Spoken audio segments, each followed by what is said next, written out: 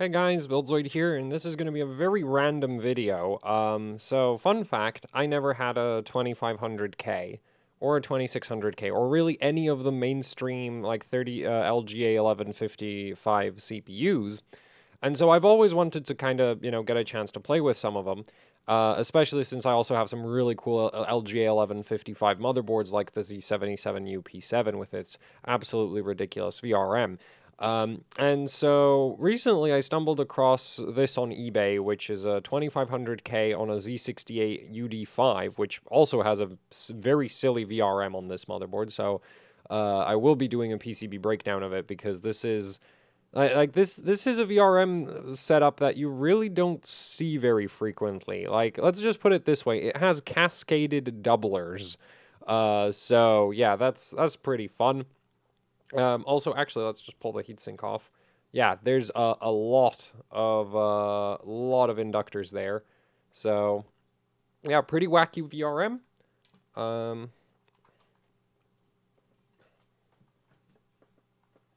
Okay, well, I guess I need more thermal paste now.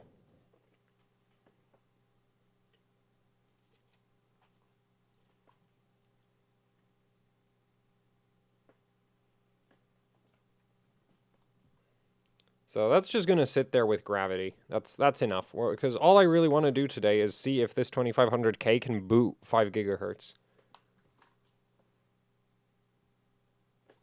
I've never run this platform before. Like, I've checked that the motherboard turns on because it is quite beaten up. Like, this corner is all kind of bent, but that's in the audio section, so hopefully that doesn't really do anything. Let's turn it on. I also only just realized that the board doesn't have a postcode, but it does have a bunch of color-coded LEDs that I have no idea what they mean, so that's fun.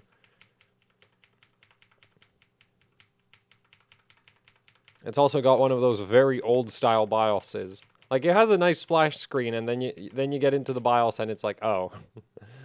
Yeah. It's very blue. So, actually, let's, like, well, yeah, that's all there is to the system. We just have the gravity-mounted heatsink. So now we're just going to be in the BIOS. So PC health status, just going to check that the CPU isn't cooking because the heatsink is literally just sitting there, right? Like, it's an AMD heatsink. There's no way to really, like, I'm not going to properly attach it to the motherboard. So, let's see how this goes. So step one, we've got some load line. I am very confused how this is supposed to work. And the board doesn't have voltage. You know what? When in doubt, the middle values probably are, like, relatively okay. So we're just going to go with level 3.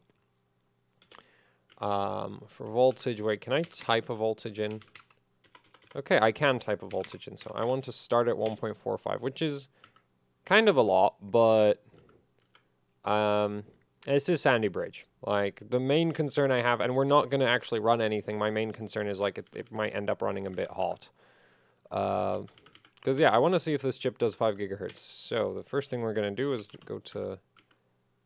And let's start with 40. If that doesn't work, I'll be very surprised. But, again, I've never run this. Save...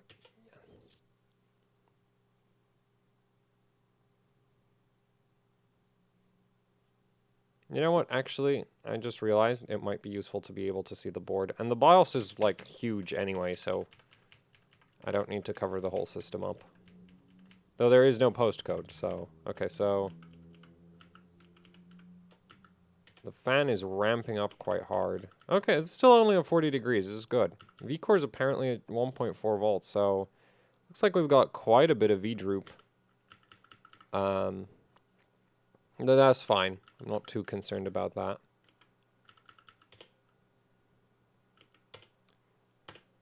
Let's try 45 now.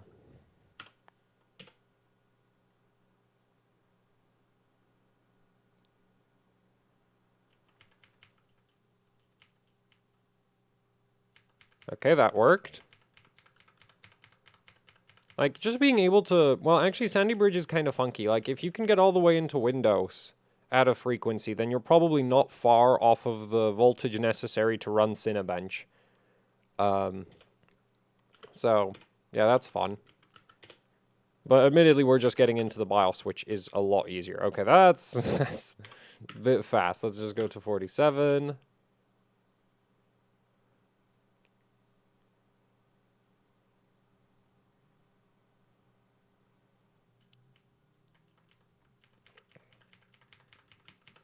So one thing that I find kind of, well, really wacky about this board is actually this middle heatsink right here.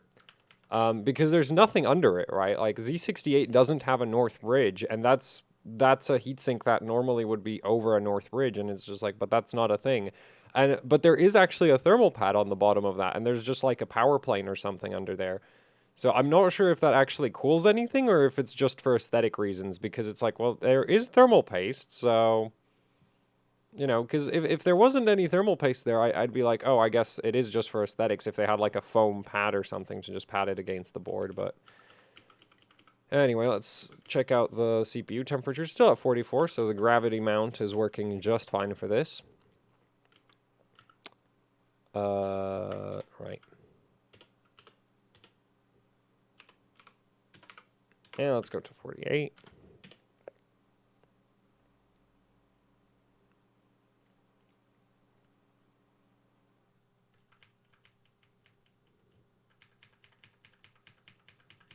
Okay, pretty good. Like if we get 5 gigahertz on this voltage right now, or over 5 gigahertz, I'll be impressed. Because a lot of chips need like 1.5 volts for 5 gigahertz, so...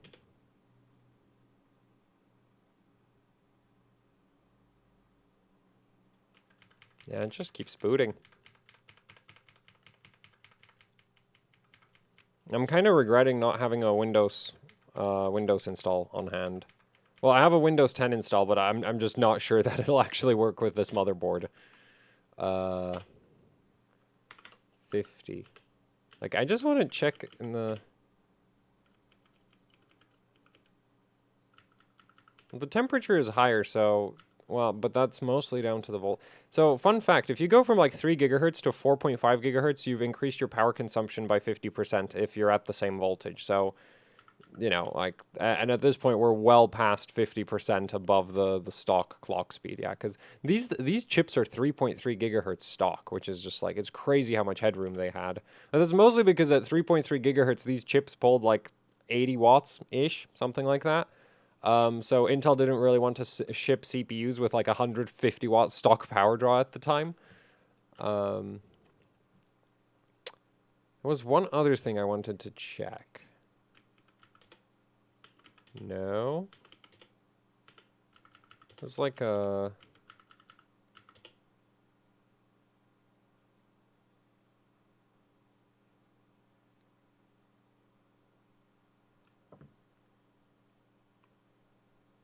I must say I'm confused as to what this readout is implying. Right, because it's like, oh, turbo frequency. Well, I guess we'll find out when it stops posting, if the frequency was actually applying or not. So yeah, at this point we're going for 5.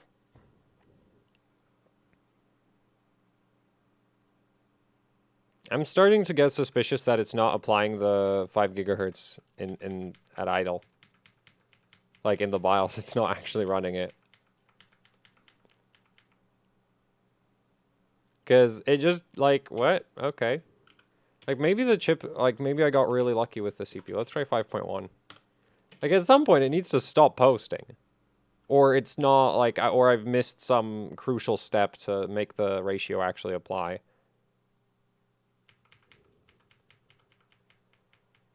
Because the thing is, I've not actually worked with a Z68 gigabyte motherboard ever.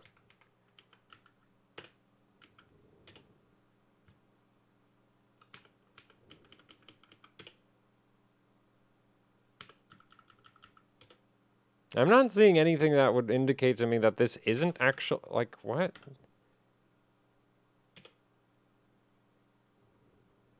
Like, it has to stop posting, right? Like, come on. No, it's not, there's no way it's actually applying.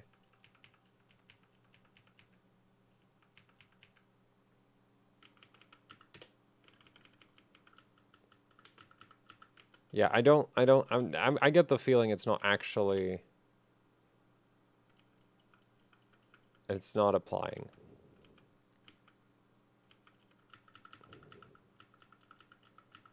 Now we're gonna go back to 4.5.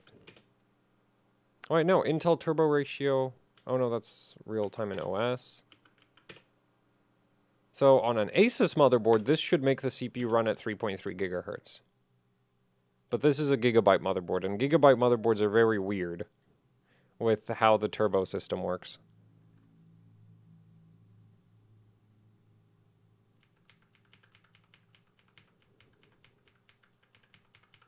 So I'm kind of hoping that now it'll actually like run 5 gigahertz all the time, always, when I actually apply it. Temps are still the same. I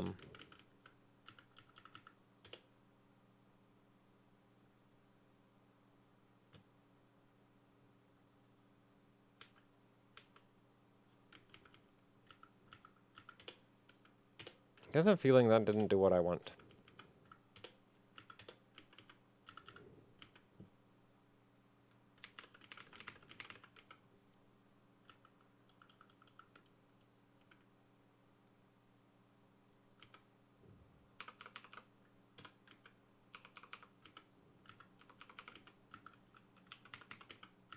Okay, so yeah, it tops out at 255.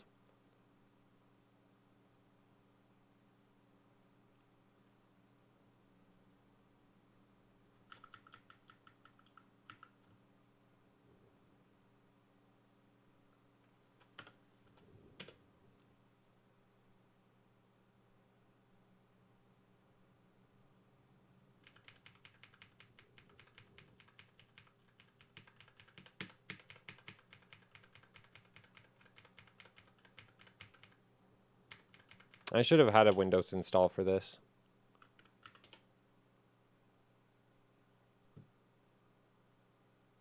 I'm mega confused now.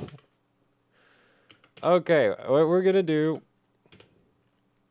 is I'm gonna hit it with something that, like, if this boots, then it's not doing the thing properly. Like, it's just not working as far as I'm concerned. If this, like, it's not applying. And if it doesn't boot, then this chip is actually really good.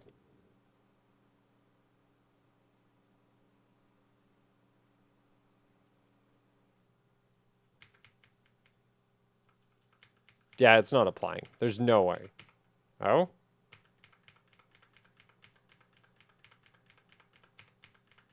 Okay, no, I guess it was actually applying, because now it's being... Yeah, now it's boot looping, so it looks like once the BIOS starts up, it actually goes to the full frequency now. Cool. So I broke it. That's good. I've proved that the ratio actually works. Shut it down. Clear CMOS.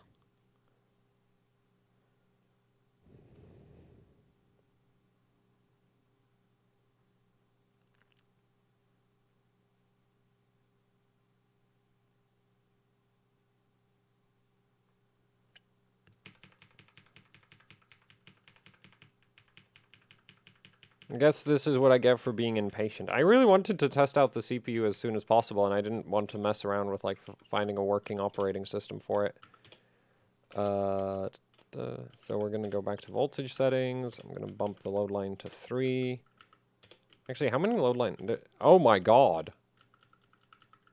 Okay, we're going to go with 5, because there's 10 load line levels, so I'm going to assume 5 is, like, a nice, safe value to go with. It should be. Like, even if it wasn't, even if it was a bit too aggressive, like 1.45 volts is not that much voltage. So let's just go to 50. Like, I might have gotten really lucky with my CPU here. Admittedly, we're just booting it, but, like, even then, it's like being able to boot. Like, we're not at some crazy high voltage either. And I've heard, like, Sandy Bridge has, like, quite a lot of quality variance. So like some chips top out at like 4.5 with like 1.45 volts, and some chips top out at like 5.2 normally for like well, with reasonable volts. If you keep mashing voltage into them, they go to crazy. Like you can find chips that do like 5.5 plus on ambient cooling, or relatively ambient cooling, like open window or something. Because the funny thing is, these chips apparently have a really low cold, like really high cold bug, so they stop working at like dry ice temperatures. Okay, so that's bug. Okay, so I need to go.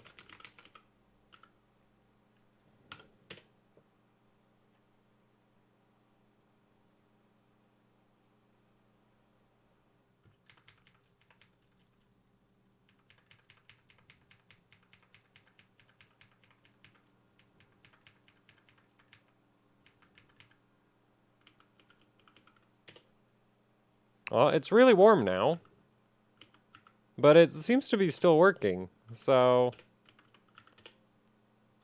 54. I'm gonna try the Windows install.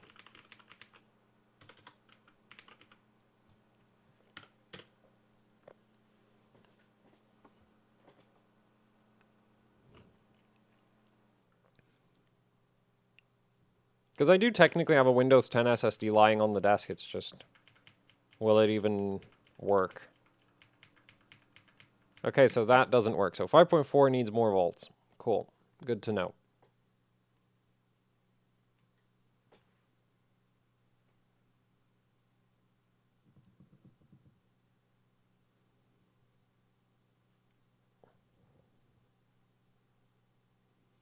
Like, we're at really reasonable voltages, though, for like 5+ gigahertz. Like, if I had a better cooling system, I'd totally be willing to go up to like 1.6 plus volts, like 1.65 for just benchmarking. And I'm just gonna shut it down.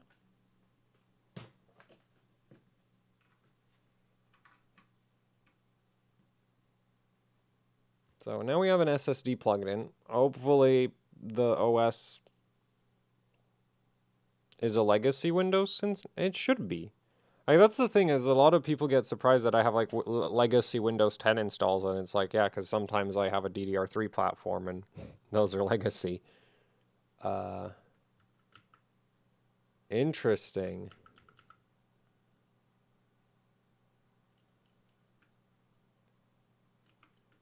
Yeah, but I don't really care.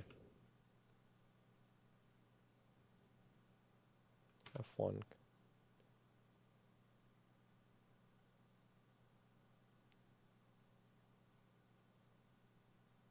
Oh, we're in luck. Yeah, this is a legacy Windows 10 install. Perfect. So we can actually take a CPU-Z validation. We're not going to run any benchmarks because the heatsink is just kind of sitting there, so, you know. I'm surprised it hasn't slid off the CPU. It's a good thing the thermal paste is pretty sticky.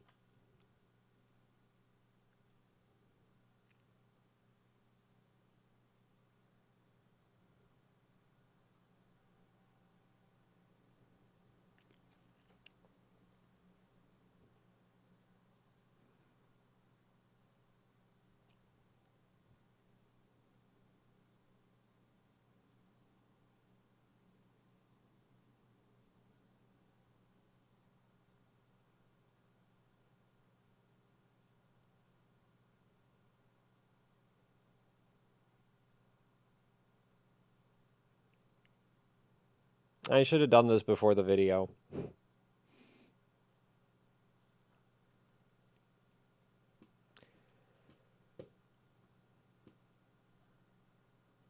Oh, well, I consider this like filler content. So it doesn't need to be good, because it's just wasting people's time. And mine. Well, I'm not really wasting mine. I have to, well, I'd have better things to do than like stare at this load.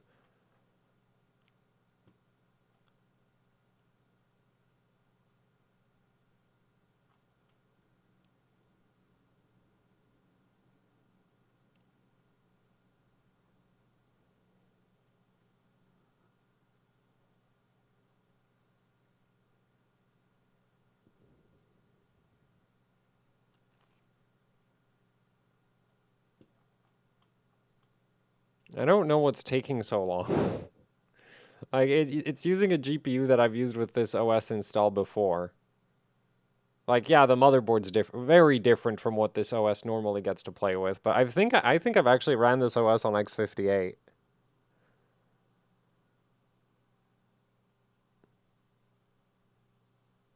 I can hear the CPU ramp up, like the CPU fan ramp up and down. So it's doing something. It's not like it's just stuck.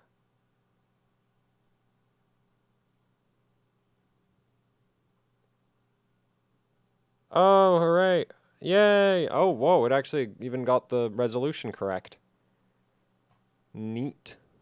Okay, so now we get to restart and start whacking the CPU frequency again.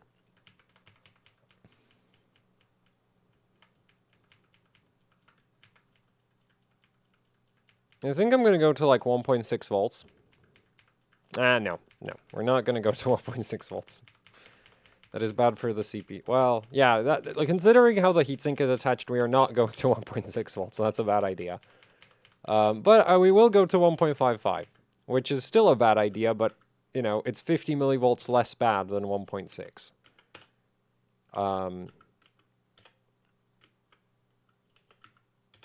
If you're wondering if that actually means anything, it's like, no, not really.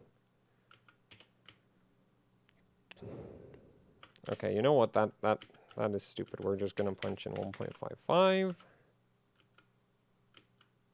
Okay, or that also works. And then frequency settings, and we're gonna go to 54. I want to first go into the BIOS to check the temperatures.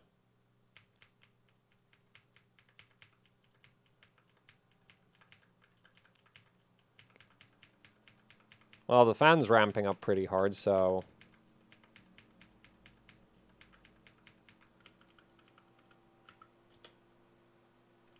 It's at 60 degrees, that's fine.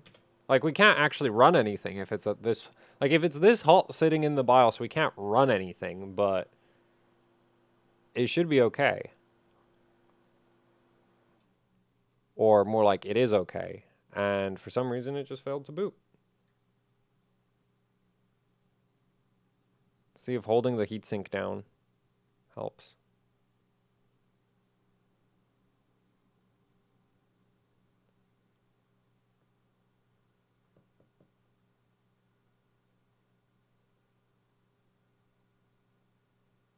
And it's stuck?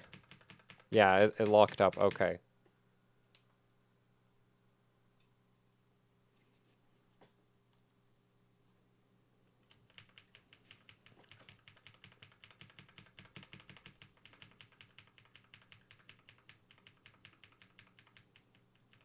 I think I'll back it off a little bit. What? What are you doing?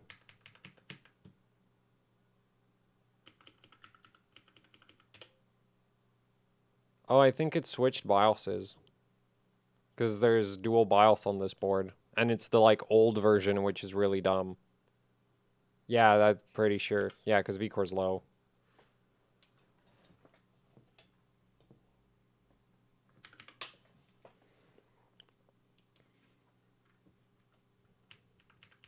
So that should put it back on the main BIOS.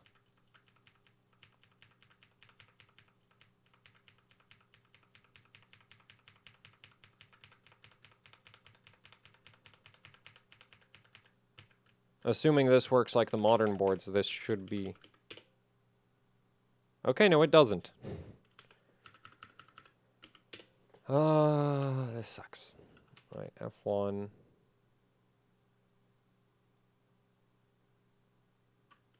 F12 has profiles? Whatever. Okay, let's start over. Advanced frequency settings. 52. Advanced voltage. Oh no, the voltage is still there. So I guess it's in some kind of like soft reset mode. Yeah, 1.5. Let's try that.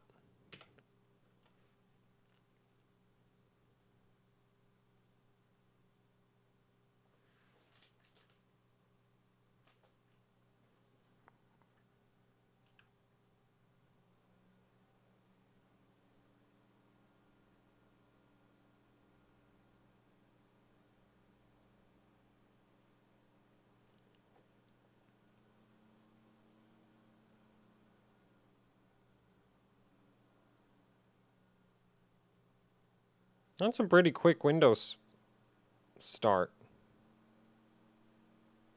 Oh man, it's getting real loud.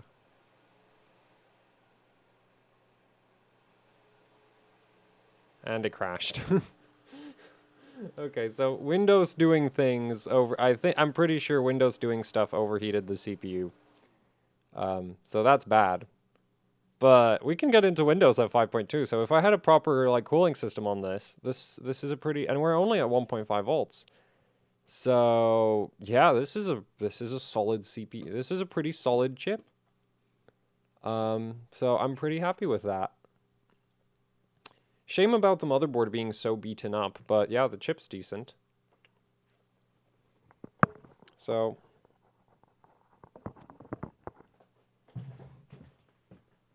like the motherboard's really not in great condition. We'll take a bit of a look around it. So unplug this. Unplug that. Probably should have turned off the power supply first, especially because there's like a power button right over there. If we accidentally hit that, that would not be great without a heatsink, but... Anyway. So yeah, the board's pretty bent. That's like the main complaint I have for it, is like your motherboard should not look like that. Right? Like that right there is not great, but it runs, so... You know, I don't actually care. And then the other thing that's kind of a disappointing, but again, like the board runs, so I'm not really... So this is all kind of scratched up, so the solder mask on a couple of the traces. I was kind of worried that it wouldn't turn on because of that. And actually, when I was first testing the board with a different set of memory, it wouldn't turn on, but it turns out that was just that memory kit. Which I think that memory kit actually is fine, because I believe it still works in other boards. It's just like this board had some kind of compatibility issue with it. So yeah, that's it. This is my 2500K, and it seems pretty decent. And honestly, now that I know that the operating system works, I'm really tempted to whack a proper cooling, like whack a AIO on it and go for it. Because I actually wanted to see like if man, this board is really bad.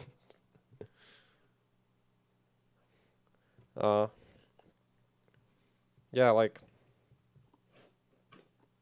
oh well, you can't really see it too much on camera, but anyway, yeah, so this looks like a pretty fun platform to mess with. And then, of course, I have a Z67UP7, so we might see if that board does any better. So, yeah, that's it for this video. It's just like, I finally have a 2500K. It seems to be pretty decent. I don't think it's like, I think like world record class 2500Ks are like 5.5 gigahertz ambient, and up. Actually, even 5.5 gigahertz is honestly kind of low. Like these chips really don't scale that much from what I've heard. But yeah, this seems like a really solid chip. So I'm excited to play with it. I just need to like actually you know, run a proper cooling setup on it instead of just resting an AMD stock cooler on it. Yeah, for a first run, like this seems solid. So yeah, anyway, that's it for the video. Thanks for watching. Like, share, subscribe if you have any like, share, subscribe, leave any comments, questions, suggestions down in the comment section below. If you'd like to support what I do here with actually hardcore overclocking, I have a Patreon where you can support me directly. There's a link to that down in the description below. And then there's also the AHOC Teespring store where you can pick up shirts, stickers, posters, you know, the usual YouTuber merch. And there's a link to that down in the description below as well. Both of them help out immensely with running the channel, so it would be much appreciated if you'd check out either of them. Or both. That's not going to stop you. But yeah, that's it for the video. Thanks for watching, and goodbye.